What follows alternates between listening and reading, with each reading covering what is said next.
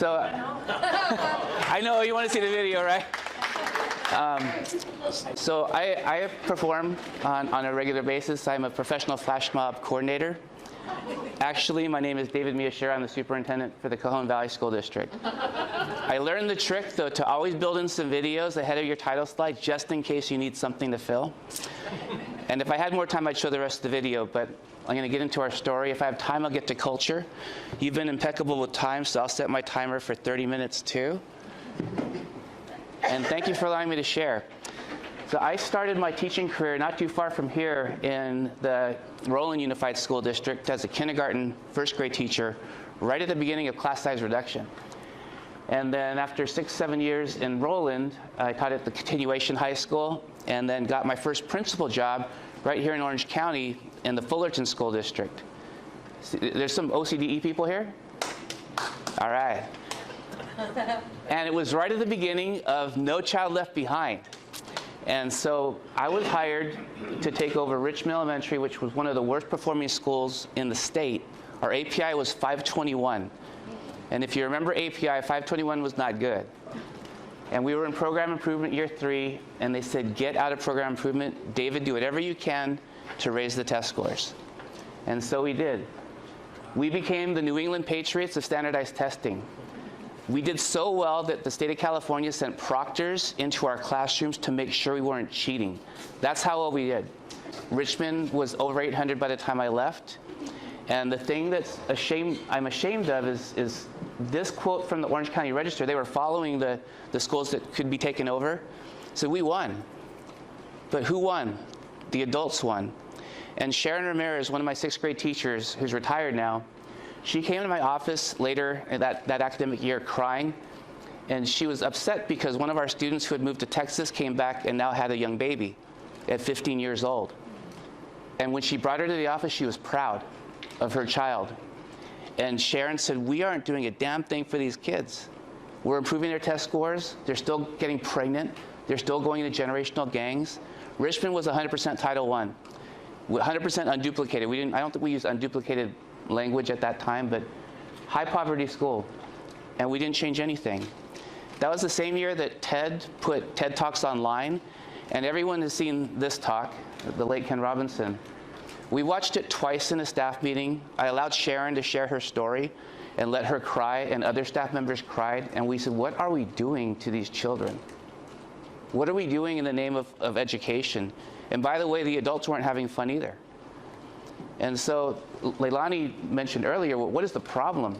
The problems are not those symptoms. The problem is the design. Our system was designed in 1892 by the Committee of 10, and it hasn't changed since then. This is our modern school. In high schools into bits of time, to 40 or 50-minute blocks typically, and then we ring bells and people start to shuffle around the building and do something else. That's an organizational device. It's not an educational principle.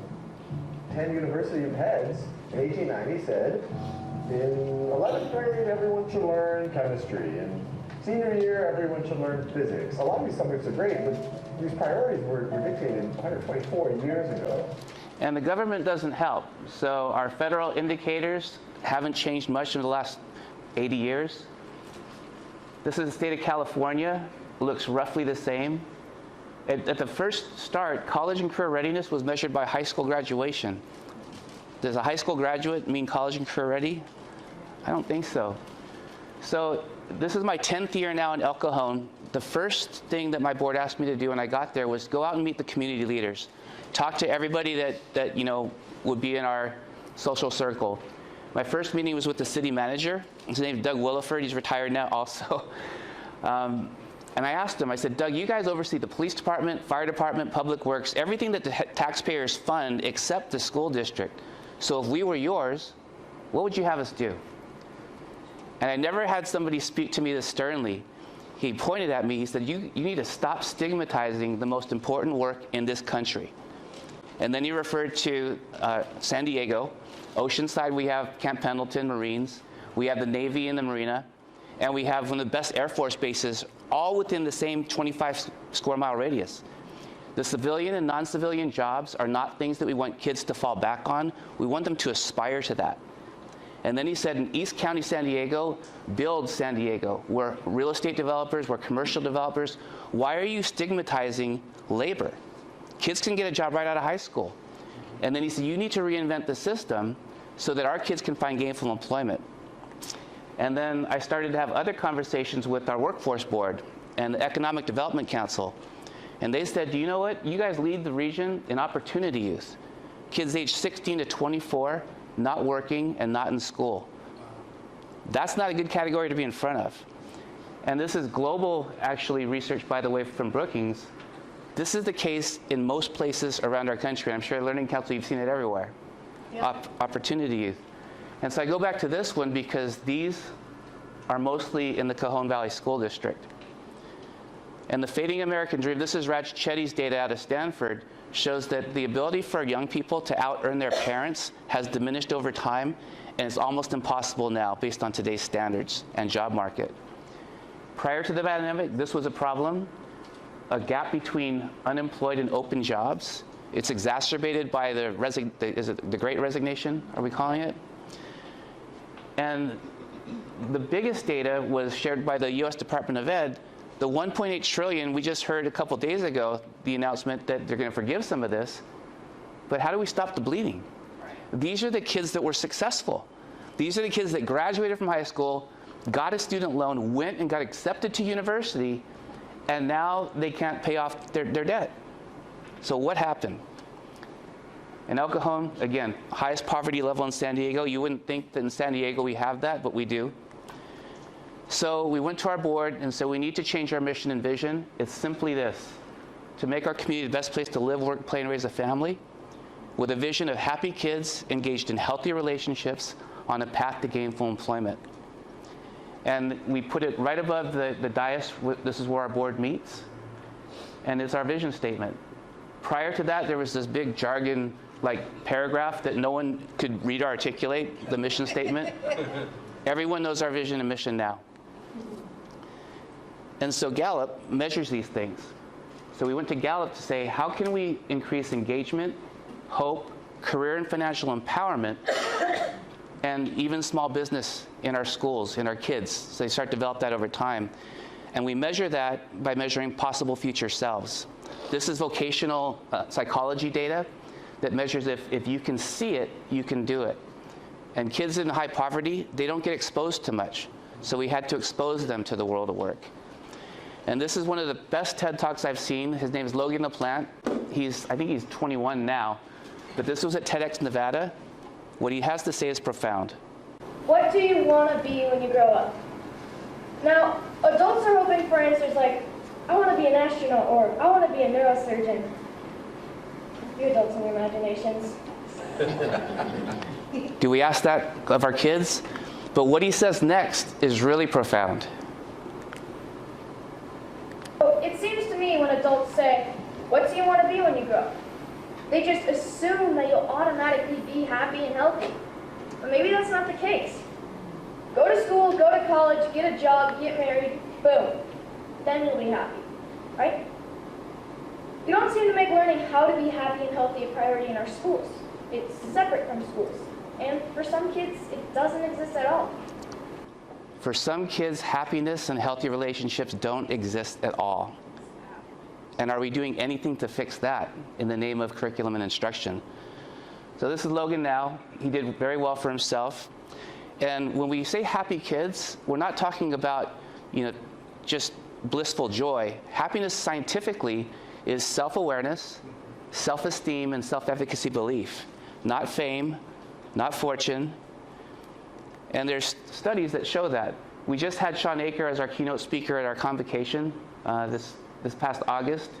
And he talks about happiness as the joy you feel moving towards your potential. The modern world, we find happiness as pleasure, which is very short-lived and then it's over, which is not worth spending even 10 minutes talking about here today. What I want to talk about is what the ancient Greeks defined it as. They defined happiness as the joy you feel moving towards your potential. I want to stop momentarily because that definition actually changes the pursuit of happiness.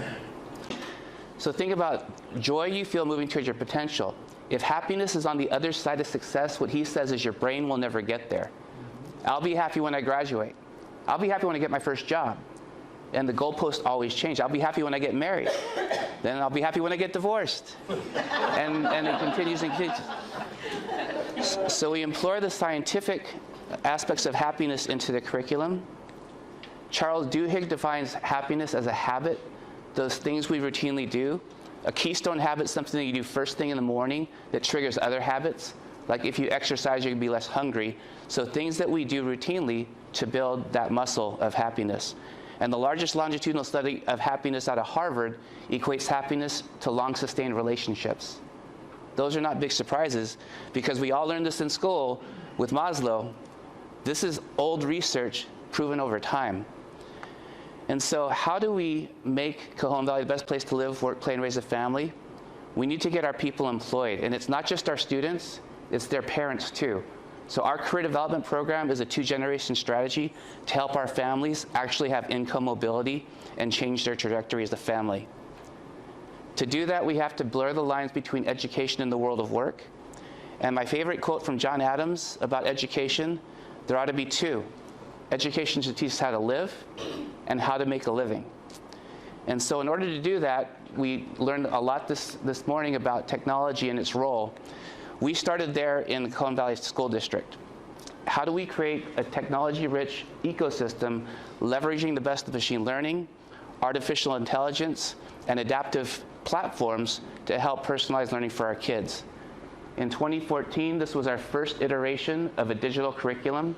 We started in summer school, and over time, we've been able to create a single sign-on with data interoperability and standards around usage with the help of EdFi and Project Unicorn. They're doing national research to try to help do that for us so that we don't have to vet each vendor, like Tim talked about, on our own. So our kids log into their Chromebook, they're logged into all their apps, no passwords necessary. Changing the learning environment, this is from Clay Christensen's work. And back in 2014, our region lauded us for preparing our teachers for the digital future. And we did it during summer school. So this was the first summer where we invited kids with different devices so teachers could see, well, what does a Chromebook look like? What does an iPad look like? We didn't choose for them, we let them play. And in summer school, we invited kids that wanted to come for free summer school. No high stakes, just how can we learn from these tools to find less tech and more human in our implementation? If we do it right, we'll have more time with students in small groups and one-on-one, just like doctors have more time now with patient care rather than doing the measurements. Those are the blocking and tackling. Once we built digital learning into our everyday ecosystem, our kids get a Chromebook in kindergarten, they turned it in 3rd grade, they turned it in middle school, and they have a new device. We never collect it from them, it's theirs. But that opens up modern curriculum, and our first curriculum was TED, going back to the Ken Robinson. How do we get kids to be able to talk and speak in ways where they can articulate their competencies? This is one of our first events, and you're going to see one of our students that we use, Jose Saavedra. A bully's like a big grizzly bear, so when you see him, play dead. No, seriously, ignore the bully. I play that because right before the pandemic at San Diego State, Jose was invited to give a keynote address on some of the pollution in Tijuana. Jose Saavedra, who's a 4th grade student at Bastonia Language Academy in El Cajon. At a very early age, with the help of his 1st grade teacher, Jose discovered his love for public speaking. And just a piece of his talk. For years, there has been a sewage issue in our border between San Diego and Tijuana that have prevented us from enjoying our beaches with freedom and have also affected the population and nature of both regions. Los niveles de contaminación del agua en el río San Diego han aumentado enormemente. He attends school at our dual language computer science immersion school. And this is him practicing for his first talk. Trust was the reaction. Because when see it, I told Jose, I use you in my talks, you know. He said, that's okay, Dr. Miyashiro, I use you in mine. Oh, that's true. Todavía recuerdo las palabras de nuestro superintendente David Miyashiro. He wasn't lying. Que los queremos mucho. But thinking about kids open up their Chromebooks and they explore the world to find what they're interested in, to have ideas to perform in front of their classmates. And at first, we thought it was just about presentation literacy. So these are some of the topics: thinking bigger, bees, nature's friends, it takes lives to save lives. But this talk, My Real Home, where he talks about his journey from Afghanistan, we have the highest Middle Eastern refugee population in the country in Cajon Valley, 50 languages in 65 square miles. It was powerful. We started to learn that this curriculum was really a social-emotional learning curriculum to help build community. Kids tell their stories starting in kindergarten. This is Rukia talking about a rite of passage. Do you shower with that on? Do you have hair under there? Are you bald? These are the type of questions I get when I'm wearing my hijab. Imagine every time you leave your house, you know you have to be ready to expect hateful and cruel comments thrown at you. Hey there, I'm Rakea. I'm an ordinary young girl living life. I am full of dreams that will hopefully become true. I'm a hijabi. That means a girl with a scarf on her head. I came here to talk. I'm going to stop that short because I'm running short on time, but she goes on to talk about how she decided earlier in life than her sister to wear a hijab. And that conversation started in a circle in her classroom where there's kids from Iraq that are not Muslim, they're a Christian. And tension from those two communities was pretty high when I started. Because our students and our parents are getting to know each other as people, as individuals, we're starting to see community build. This is Max. The tics that cause involuntary movements or sounds when you have Tourette's syndrome. For instance, you might repeatedly blink your eyes, shrug your shoulders, or make unusual sounds.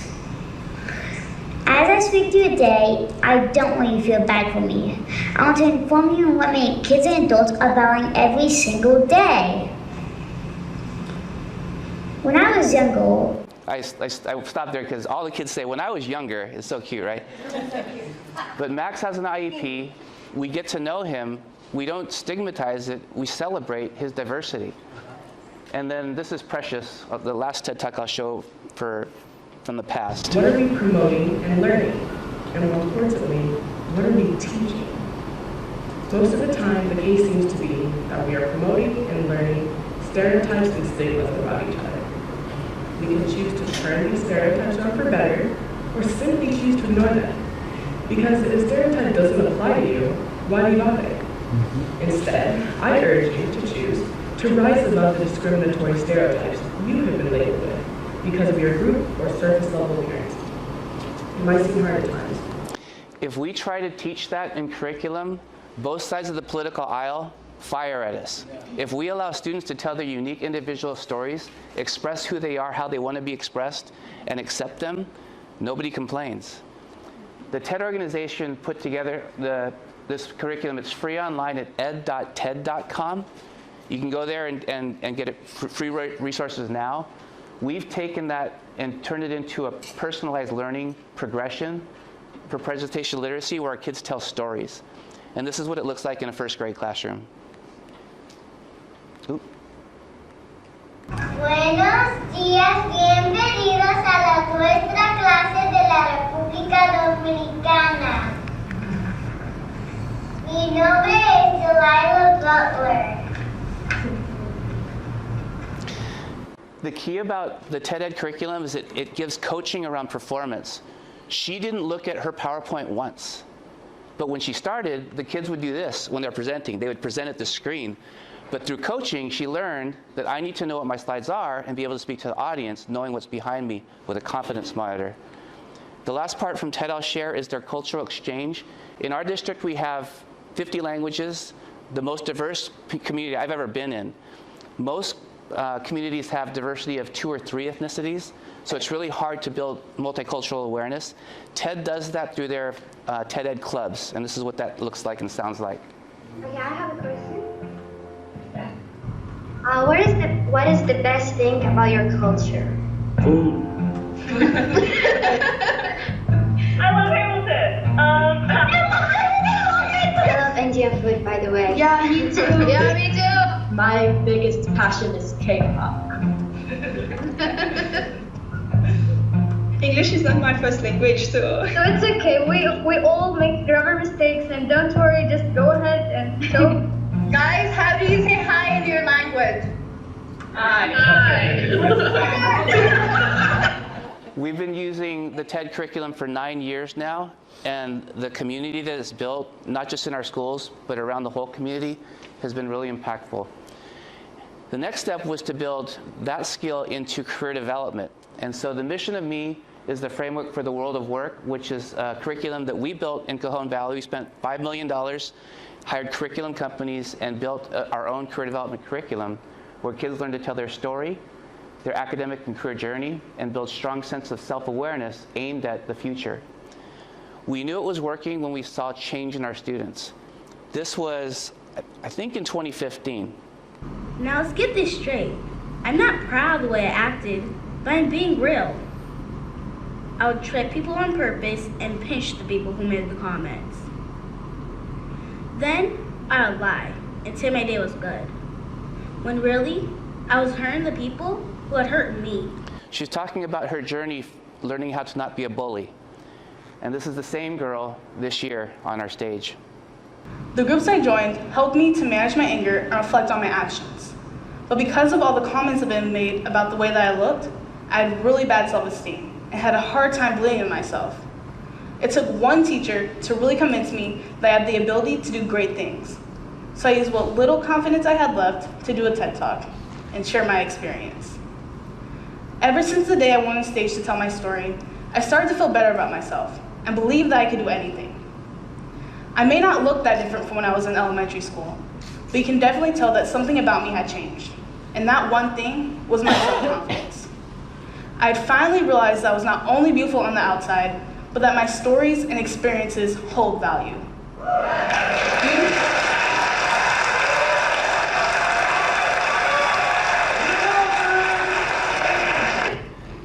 My stories and experiences hold value. Can we create that environment in our classrooms? This is the last one I'll share. Her name's Benosha. She came to us from Iraq through Jordan. Waiting is the most difficult thing in the world because you can't do anything for your future and you only waste time in waiting without knowing what will happen to you and your family. My family and I moved from Iraq to Jordan on January 12, 2011. And we spent almost 5 years in Jordan waiting for our resettlement to the United States. She would have been classified as an ELL, far below basic, and put into an intervention class. Instead, she's in a circle telling her story, learning to articulate to her peers. 8 years, actually 7 years through the World of Work curriculum, this is what she's able to share now. This is Benosha this year. Having a TED Talk at the age of 11 as a newcomer to the United States was and still is one of my biggest accomplishments so far. Today, I am attending the new high school established by our district, where we have the opportunity to explore our abilities. In addition, we choose our career path through the World of Work program that we started taking in middle school and elementary school. This program is focused on giving a chance to students to explore the careers that they like, by giving them a chance to have an internship 2 times a week where they can explore their interests and gain experience. I don't have to talk about World of Work. She does it really well. And so to make true in our vision and mission, we developed this curriculum called the World of Work. Ed Hidalgo used to work for Qualcomm as a chief government affairs and staffing person. He created a one-day experience at a skyscraper called the World of Work, where kids would get to go and experience all the jobs at Qualcomm. And what he said is, you don't have to be an engineer. You can work in finance, in HR. There's millions of jobs based on your strengths, interests, and values. And we turned that into a community-wide curriculum. The Cajon Valley School District is doing amazing things. This is not just innovative from a San Diego County perspective. This is innovative from a world perspective. There can be a large disconnect between the actual workplace environment and what you're learning in school. All right, children, are you ready to go on an adventure with me? because today we're going to go on an adventure to tell you all about costuming in theater. It's not every day that we do so much live discussion and conversation. So that was a turning point for us. So I have to thank the World of Work program. So today we taught a bunch of young scientists how to extract DNA from their cheek cells. That was the exploration, and so I won't share the whole thing, but when I get to the framework is explore, tinker, meet a pro, and then practice. And most of the professionals you saw were parents in our community. We started to look, how do we find experts? Find out what your parents do. And pretty much they work all over San Diego County. So in the World of Work curriculum, every grade, every year, kids explore careers across the interest spectrum called the RIASEC. Is anyone familiar with the RIASEC? It's how the government database of jobs is organized. It's how lots of colleges organize their majors to help kids start thinking about their interests as they relate to a career. So we force each kid to have an experience in each code so they don't foreclose on careers too early. And kids foreclose early. The San Diego Workforce Partnership and most labor boards organize the priority sector jobs around the RIASEC so kids can start to see early on, that might be a future for me. In the classroom, there's hands-on activities and resources for kids to start learning about their careers. It's become integrated across the entire classroom. When they read Charlotte's Web, Wilbur was enterprising because he convinced, Charlotte not to do X, Y, Z. And what do kids say about their future? When I grow up, I want to file all day. I want to claw my way up to middle management. Be replaced on a whim. I want to have a brown nose. I want to be a yes man, yes woman. Yes, sir. Coming, sir. Anything for a raise, sir. When I grow up, I want to be underappreciated. be paid less for doing the same job. I want to be forced into early retirement. I know I'm kind of on 3 minutes left. Those are not our kids. That was actually the Monster.com commercial from early Super Bowl. But this is real, kids, from a study in Britain. Okay, now who would like to meet these people for real? They were asked to draw pictures of firefighters, pilots, surgeons. Let's rest up. My name's Tamsin and I'm a surgeon in the NHS. My name's Lauren and I'm a pilot in the Royal Air Force. My name's Lucy, I'm a firefighter in the London Fire Brigade. So who wants to know how to do an operation? I'll try my stethoscope. We'll put this in here. There you go. Now you're a proper fighter pilot. So into your ears. Can you hear that? Yeah. It's really good. Yeah, it's much better than my kids' one.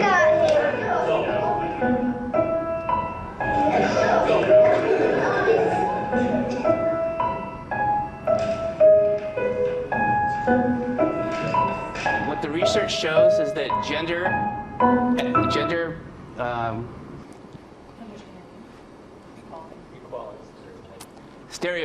stereotypes form early, as well as career aspirations. Kids will say that's the boy job, that's the girl job, or that's a job for this. So we have to give the kids experiences early on. And I'm going to finish with just some of our kids talking about their journey. And we built our World of Work curriculum into a program called Beable. The CEO of Achieve 3000, Saki Dodelson, sold her company in 2018. And over the last 4 years, we built our World of Work into the newest iteration of literacy plus career development. I like the RISEC because I love the world of work and everything. I like to discover all my jobs and my personality. And then when I'm older, I get to have like a life to live, maybe a family, a pet, a house, a new place. So the kids are getting personalized reading based on their interests outside of school, but also their career interest inventory starting in 2nd grade. We licensed and patented the World of Work in Cajon Valley and have partnered with Beable to be able to scale it. We had spotty implementation early, but now that technology has given every teacher easy access, all kids are getting it in our school district. And I have room for just a couple more kids. Sir, and this is kind of something for ET and why like the RISEC is so important. But I feel like you should by Beable, because Beable has RiceStack inside of it. And because of that, RiceStack, it helps kids and even adults know what they want to be in the future.